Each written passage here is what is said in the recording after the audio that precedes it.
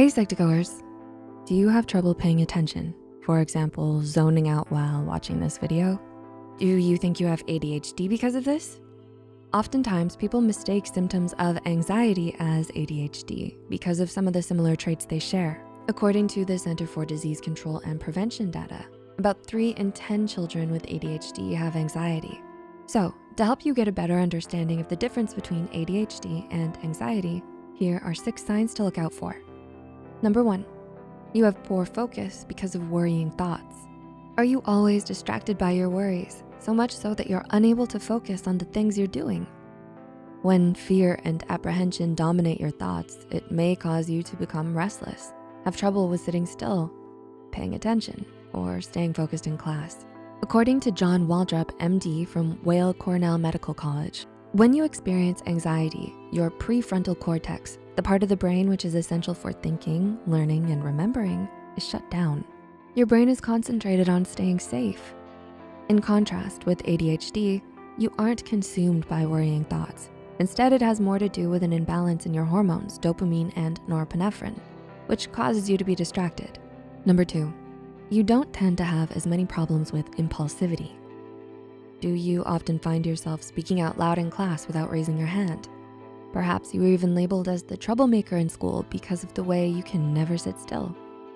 According to Dr. John, a person with ADHD may feel as if there are dozens of controllers trying to control their brain at the same time without checking in with each other first.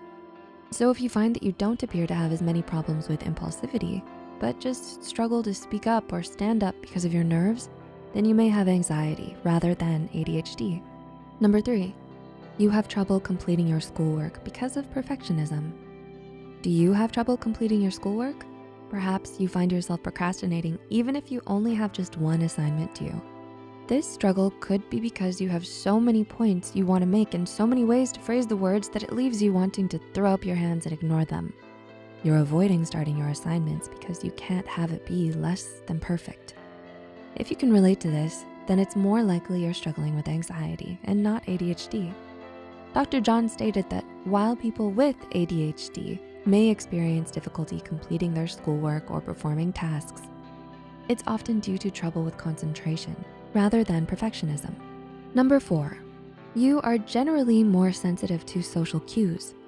Are you very sensitive to how you come across to other people? Do you find yourself often uncomfortable with your social environment? Perhaps you find it challenging to eat in front of other people or tend to avoid speaking in public because of an overwhelming fear that people will judge you negatively.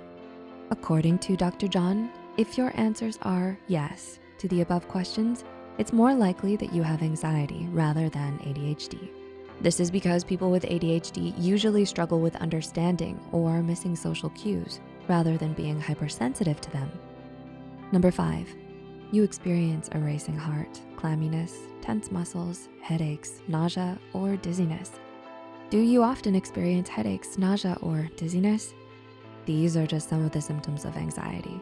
Dr. John stated that anxiety comes from a tiny almond-shaped part at the back of your brain called the amygdala. As a watchman for your brain, it is constantly watching out for danger.